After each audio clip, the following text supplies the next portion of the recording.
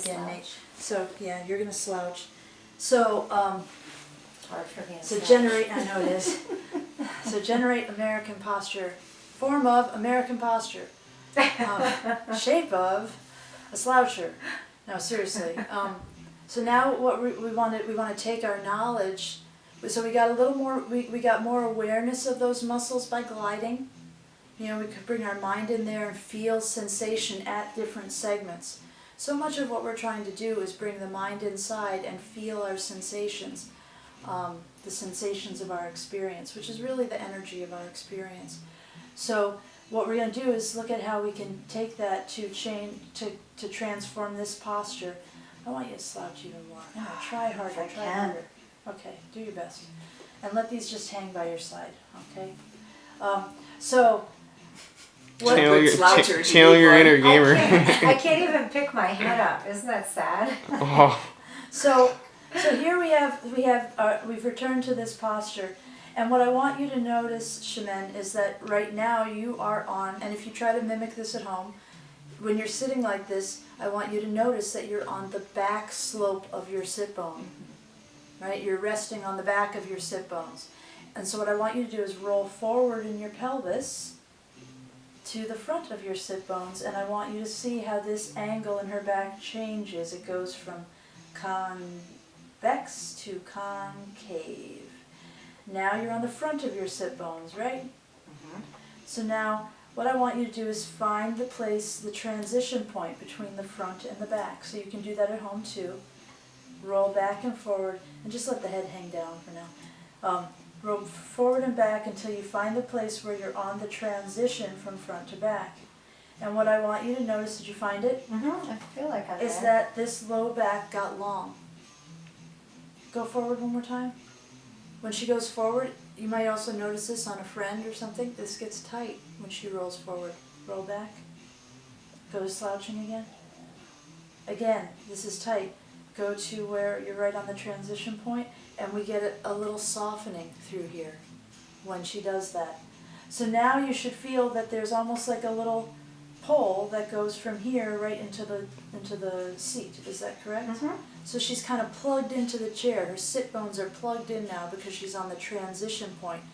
You will find when you are finding your posture in somebody's guard, same thing. You don't want to be on the front slope of your sit bones. You don't want to be on the back slope. Both of those are going to compromise the integrity of your spine, and you'll be able to be pulled down. You want to be on the transition point. That's where you're going to have good strength in your spine. Mm-hmm. So now that she's there, now we need to contend with the rest of the back. So that's okay. So we're going to start. I'm going to find two of the bumps on her back, and here's two. And Shemin, what I want you to do is squeeze your bicep and relax it. Squeeze it without moving it. And relax it. Squeeze your quadricep and relax it. Those are the sensations of contraction. There is a little muscle between my two fingers here. I want her to reach for this muscle with her nervous system. I want you to, as you inhale, I want you to puff this area up between my fingers, and when you exhale, I want you to try to contract it and generate the sensation of contraction between my two fingers.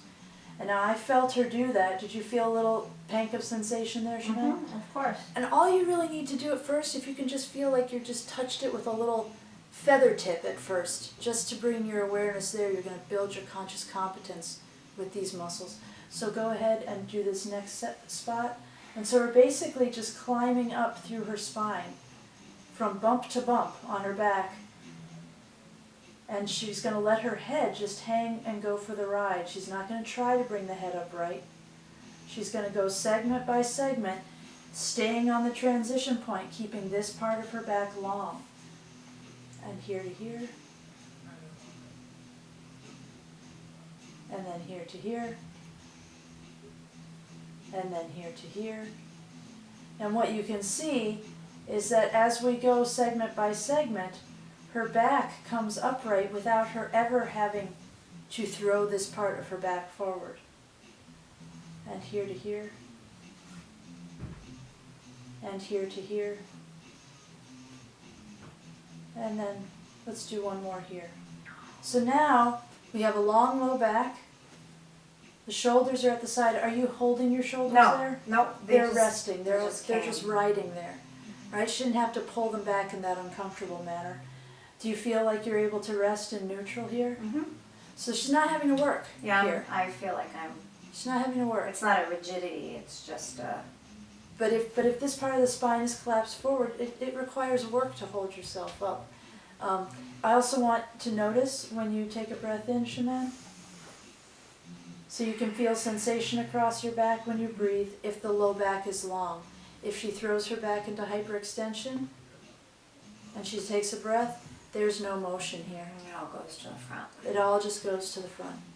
So, so this again is an exercise we're going to do in class. But again, I think that, I don't want to have to spend as much time on the anatomy. So go ahead and review the anatomy parts of this video so you all have that coming into the class.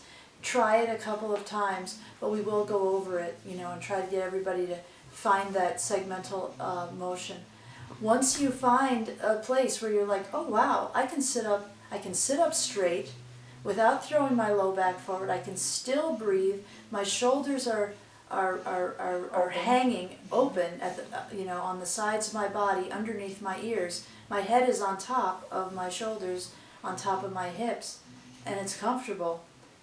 Take your breaths there, and while you're breathing, let your awareness be very peripheral.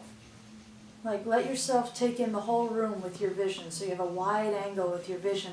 And as you do that, bring your mind at least half inside your body and feel the shape of the sensations of your body when you're in neutral, and make a strong memory of that shape. Make a strong memory, because what we're going to do is on a daily basis, anytime you find yourself sitting, you can practice sitting and re-invoke that shape, and you're going to change the shape of your body this way. And the more time you spend in this shape, the more familiar and the easier it is for your nervous system to come back here over and over again. Your body will like it, right? You're going to start to notice that when you're not maintaining a good shape, you can't breathe. So, okay, that was good. So then next we'll take a look at standing. Thank you, Nate.